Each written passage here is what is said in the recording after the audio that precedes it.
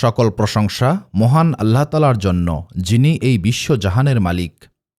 উজায়ের আলাইহিওয়াসাল্লাম ছিলেন মহান আল্লাহ তাআলার এমন একজন নবী, যাকে মহান আল্লাহ তাআলা ১০০ বছর মৃত অবস্থায় রেখে আবারও জীবিত করেছিলেন।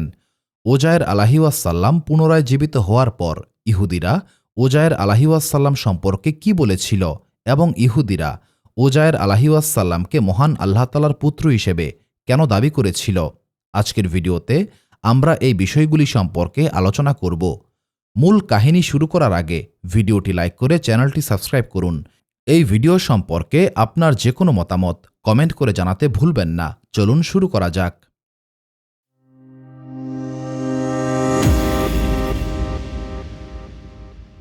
উজায়ের আলাইহিওয়াসাল্লাম একটি গাধার পিঠে সোয়ার হয়ে একটি সফরে গিয়েছিলেন।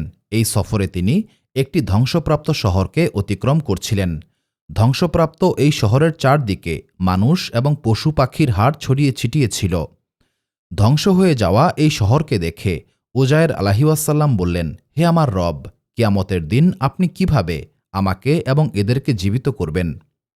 এই প্রশ্নের মাধ্যমে উজায়ের আলাইহিওয়াসাল্লাম মহান আল্লাহ তাআলার ক্ষমতাকে খাটো করেন নাই। তিনি মূলত জানতে চেয়েছিলেন মহান আল্লাহ তাআলা এই ধ্বংসপ্রাপ্ত শহর এবং শহরের মানুষগুলিকে কিভাবে আবারও পুনরুজ্জীবিত করবেন। এইসব চিন্তা করতে করতে উজায়ের আলাইহিওয়াসাল্লাম সেই ধ্বংস হয়ে যাওয়া শহরকে অতিক্রম করলেন। ধীরে ধীরে সন্ধ্যা ঘনিয়ে এলো। উজায়ের আলাইহিওয়াসাল্লাম একটি পাহাড়ের গুহায় আশ্রয় গ্রহণ করে ঘুমিয়ে পড়েছিলেন। এই ঘুমের মধ্যেই মহান আল্লাহ তাআলার হুকুমে মালাকুল মউত উজায়ের আলাইহিওয়াসাল্লামের জান কবজ করে ফেললেন এবং এই অবস্থায় ১০০ বছর অতিবাহিত হল। ১০০ বছর পরে মহান আল্লাহ তাআলা উজায়ের আলাইহিওয়াসাল্লামের দেহে আবারও রূহ ফিরিয়ে দিলেন। জীবিত হওয়ার পর মহান আল্লাহ তাআলা উজায়ের আলাইহিওয়াসাল্লামকে উদ্দেশ্য করে বললেন, হে উজায়ের, তুমি কতক্ষণ ঘুমিয়েছিলে? উজায়ের আলাইহিওয়াসাল্লাম বললেন, হে আমার রব, আমি হয়তো একদিন বা তার চেয়ে কিছুটা বেশি সময় ঘুমিয়েছিলাম। এবার মহান আল্লাহ তাআলা বললেন, হে উজায়ের, তোমার সেই গাধা কোথায়? উজায়ের আলাইহিওয়াসাল্লাম তখন চারপাশে খুঁজলেন, কিন্তু তার গাধাকে কোথাও পেলেন না। তবে দেখলেন তার সামনে একটি মৃত গাধার হাড় পড়ে আছে। এরপর মহান আল্লাহ তাআলা বললেন, হে উজায়ের, তুমি ১০০ বছর যাবৎ ঘুমিয়েছিলে। এরপর মহান আল্লাহ তাআলা আবারও বললেন, হে উজায়ের, তোমার খাদ্য এবং পানীয় কোথায়? উজায়ের আলাইহিওয়াসাল্লাম দেখলেন তার খাদ্য এবং পানীয় সামান্য পরিমাণও নষ্ট হয়নি, আগে যেমনটা ছিল এখনও ঠিক তেমনটাই রয়েছে। এবার মহান আল্লাহ তাআলা উজায়ের আলাইহিওয়াসাল্লামের গাধাকে জীবিত করে দিলেন। মুহূর্তের মধ্যে গাধার শরীরে গোশত, চামড়া সমস্ত কিছু গজিয়ে উঠল। উজায়ের আলাইহিওয়াসাল্লাম এই অলৌকিক দৃশ্য দেখে আশ্চর্য হলেন। তিনি বললেন, হে আমার রব, আমি অভিশপ্ত শয়তানের ওয়াসওয়াসা থেকে আপনার কাছে আশ্রয় প্রার্থনা করছি। এখানে একটি লক্ষণীয় বিষয় হচ্ছে উজায়ের আলাইহিওয়াসাল্লামের বাহন ছিল একটি গাধা। পবিত্র কোরআনে এই গাধার কথাও উল্লেখ করা হয়েছে। মহান আল্লাহ তাআলার অনেক নবী রাসূল গাধাকে বাহন হিসেবে ব্যবহার করেছেন। নবী রাসূলগণ ঘোড়া এবং উটকেও ব্যবহার করেছেন, কিন্তু গাধা ব্যবহার করেছেন সবচাইতে বেশি। উজায়ের আলাইহিওয়াসাল্লাম পুনরায় জীবিত হওয়ার পর বাইতুল মুকাদ্দাসের উদ্দেশ্যে রওনা হলেন।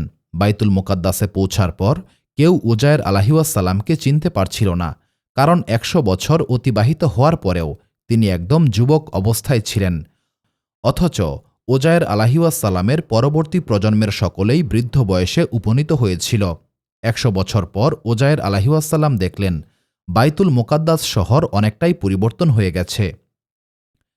এরপর উজায়ের আলাইহিওয়াসাল্লাম সেই স্থানে উপস্থিত হলেন যেখানে উজায়ের আলাইহিওয়াসাল্লামের বাড়িঘর ছিল।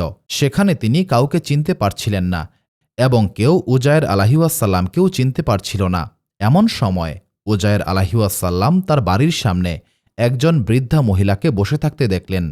উজায়ের আলাইহিওয়াসাল্লাম সেই বৃদ্ধা মহিলাকে উদ্দেশ্য করে বললেন, হে সম্মানিত মহিলা, এটা কি উজায়ের আলাইহিওয়াসাল্লামের বাড়ি?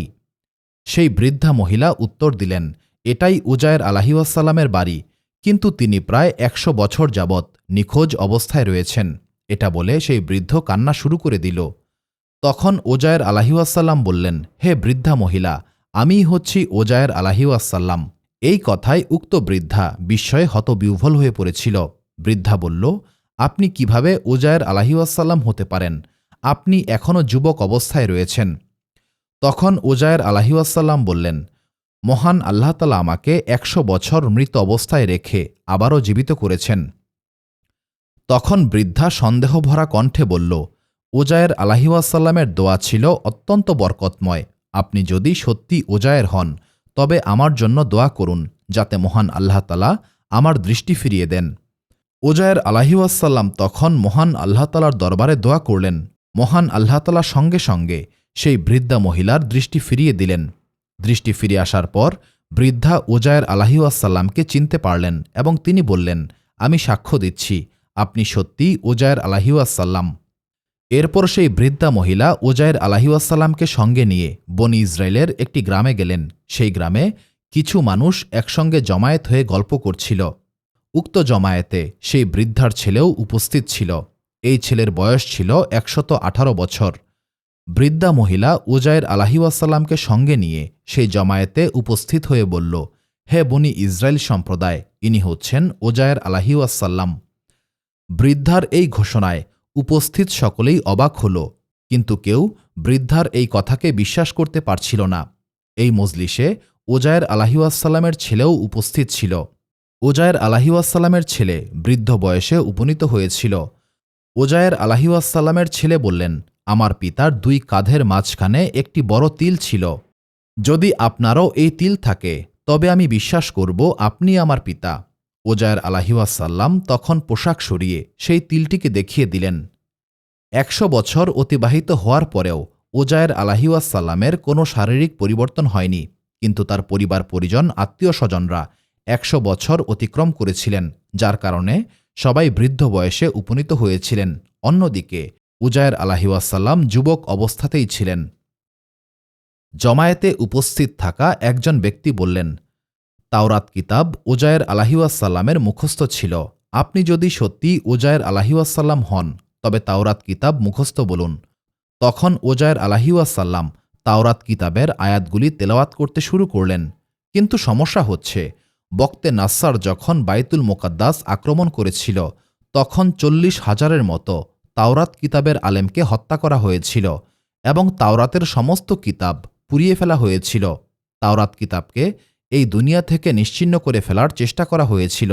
এই কারণে লোকেরা সন্দেহ পোষণ করছিল যে উজায়ের আলাইহিওয়াসাল্লাম যা তেলাওয়াত করছেন সেটা সত্যিই তাওরাত কিনা।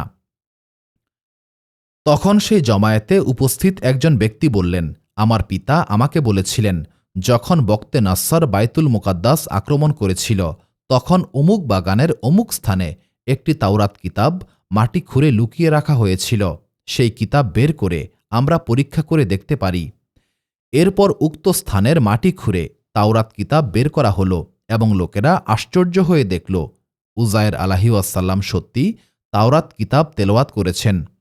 এই অলৌকিক দৃশ্য দেখে সেখানে উপস্থিত সকলেই বলল, এই ব্যক্তি সত্যিই উজায়ের আলাইহিওয়াসাল্লাম এবং তিনি নিশ্চয়ই মহান আল্লাহ তাআলার পুত্র। ঠিক সেই দিন থেকে বনি ইসরায়েল সম্প্রদায়ের মধ্যে এই ভ্রান্ত আকিদা ছড়িয়ে পড়েছিল। অথচ মহান আল্লাহ তাআলা এক এবং অদ্বিতীয়। তিনি কারো পিতা নন, তিনি কারো সন্তান নন, তিনি কাউকে জন্ম দেন নাই এবং কেউ মহান আল্লাহ তাআলাকে জন্ম দেয় নাই। তাফসির কিতাবসমূহে বলা হয়েছে, ইহুদিরা একটি বিশেষ উদ্দেশ্য নিয়ে এই আকিদাকে সৃষ্টি করেছিল। ইহুদিরা জানত তাওরাত কিতাবকে এই পৃথিবী থেকে নিশ্চিহ্ন করে ফেলা হয়েছিল, কিন্তু উজায়ের আলাইহিওয়াসাল্লাম সম্পূর্ণ তাওরাত কিতাব মুখস্থ বলেছিলেন। ইহুদিরা বিশ্বাস করত শুধুমাত্র স্মৃতিশক্তির উপর নির্ভর করে সম্পূর্ণ তাওরাত কিতাব মুখস্থ বলা কোনো মানুষের পক্ষেই সম্ভব নয়। এই কারণে ইহুদিরা এটা প্রচার করছিল যে মহান আল্লাহ তাআলা তার পুত্র উজায়ের আলাইহিওয়াসাল্লামের মাধ্যমে তাওরাত কিতাবকে আবারও দুনিয়াতে পাঠিয়েছেন, যাতে সাধারণ মানুষ তাওরাতকে সন্দেহ না করে। এটাই ছিল তাদের আসল উদ্দেশ্য এবং পরিকল্পনা। উজায়ের আলাইহিওয়াসাল্লাম ছিলেন বনি ইসরায়েল সম্প্রদায়ের একজন সম্মানিত নবী। তিনি ছিলেন হারুন আলাইহিওয়াসাল্লামের বংশধর। উজায়ের আলাইহিওয়াসাল্লামকে মহান আল্লাহ তাআলা অসাধারণ জ্ঞান এবং প্রজ্ঞা দান করেছিলেন। উজায়ের আলাইহিওয়াসাল্লাম ছিলেন তাওরাত কিতাবের একজন দক্ষ আলেম। তিনি এতটাই জ্ঞানী ছিলেন যে তাওরাত কিতাবের একটি অংশকে কিতাবুল উজায়ের বলা হয়। মহান আল্লাহ তাআলা উজায়ের আলাইহিওয়াসাল্লামকে তার ক্ষমতার 4টি নিদর্শন দেখিয়েছিলেন। প্রথম নিদর্শন হচ্ছে মহান আল্লাহ তাআলা উজায়ের আলাইহিসসালামকে ১০০ বছর মৃত অবস্থায় রেখে আবারও জীবিত করেছিলেন। দ্বিতীয় নিদর্শন হচ্ছে এই ১০০ বছরে উজায়ের আলাইহিসসালামের দেহে কোনো পরিবর্তন হয়নি। এই ব্যাপারে নবী করিম সাল্লাল্লাহু আলাইহি ওয়াসাল্লাম বলেছেন, নবী রাসূলদের দেহ মাটি নষ্ট করতে পারে না। তৃতীয় নিদর্শন হচ্ছে উজায়ের আলাইহিসসালামের খাবার এবং পানীয় ১০০ বছর পরেও অক্ষত অবস্থায় ছিল। চতুর্থ নিদর্শন হচ্ছে যে গাধা ১০০ বছর আগে মৃত্যুবরণ করেছিল, যে গাধার শুধুমাত্র হাড় অবশিষ্ট ছিল, সেই গাধাকে মহান আল্লাহ তাআলা উজায়ের আলাইহিসসালামের সামনে আবারও জীবিত করেছিলেন। এটাই ছিল মহান আল্লাহ তাআলার কুদরতের এক অনন্য নিদর্শন। বিখ্যাত গবেষক এবং আইন বিশেষজ্ঞ ডক্টর মাহমুদ আহমদ গাজী তার কিতাবে একটি বিস্ময়কর ঘটনা উল্লেখ করেছেন। ডেড সি বা মৃত সাগরের কাছাকাছি ফিলিস্তিনের পশ্চিম তীর এলাকায় একটি ছোট্ট গ্রাম ছিল। এই গ্রামে আহম্মদ নামে একজন মেষপালক বসবাস করতেন। আহম্মদ প্রতিদিন ছাগল চরাতে পাহাড়ে যেতেন। একদিন ছাগল নিয়ে পাহাড় থেকে ফিরে আসার সময় আহম্মদ লক্ষ্য করে দেখলেন তার একটি ছাগল হারিয়ে গেছে। তিনি হারানো ছাগলটিকে খুঁজতে খুঁজতে একটি অদ্ভুত গুহার সন্ধান পেয়েছিলেন। তিনি কৌতূহলবশত সেই গুহায় প্রবেশ করলেন। তিনি যতই সামনে এগিয়ে যাচ্ছিলেন, সেই গুহার অন্ধকার ততই বৃদ্ধি পাচ্ছিল। কিছুটা সামনে যাওয়ার পর তিনি আর সামনে যাওয়ার সাহস করতে পারেন নাই। পরের দিন গ্রামবাসীদেরকে সঙ্গে নিয়ে আহম্মদ সেই গুহায় আবারও উপস্থিত হলেন। গ্রামবাসীরা সেই গুহায় ঢুকে দেখতে পেল গুহায় সারি সারি মাটির কলস সাজিয়ে রাখা হয়েছে। গ্রামবাসীরা ভেবেছিল হয়তো কোনো গুপ্তধন এই গুহায় লুকিয়ে রাখা হয়েছে। আহম্মদ সেই কলসগুলিতে হাত ঢুকিয়ে দিলেন এবং দেখলেন কলসের ভেতরে তাওরাত কিতাবের পাণ্ডুলিপি লম্বা করে পেঁচিয়ে রাখা হয়েছে। এই পাণ্ডুলিপিগুলি একটু নাড়াচাড়া করতেই পুরনো কাগজ একদম ভেঙে ঝুরঝুরে হয়ে গেল। প্রতিটি কলসেই তাওরাতের পাণ্ডুলিপি ছিল। গ্রামবাসীরা গুপ্তধনের আশায় এসেছিল, কিন্তু তারা অজ্ঞতাবশত এই মহামূল্যবান পাণ্ডুলিপিকে নষ্ট করে ফেলেছিল। এই সংবাদ প্রচারিত হওয়ার পর গবেষকদের একটি দল সেখানে এসে উপস্থিত হলেন। গবেষণায় জানা যায় এই পাণ্ডুলিপি ছিল ১৮০০ বছরের পুরনো এবং এই পাণ্ডুলিপি প্রাচীন হিব্রু এবং সিরিয়াক ভাষায় লেখা। এই পাণ্ডুলিপিগুলির সঙ্গে একটি আলাদা কিতাবও ছিল। এই কিতাবের লেখক ছিলেন একজন খ্রিস্টান আলেম এবং এই কিতাবে ইহুদি সম্প্রদায়ের সেই গোষ্ঠীকে কঠোর সমালোচনা করা হয়েছিল যারা বিশ্বাস করে উজায়ের আলাইহিসসালাম মহান আল্লাহ তাআলার পুত্র। সেই কিতাবে স্পষ্ট করে বলা হয়েছে মহান আল্লাহ তাআলার কোনো পুত্র নেই।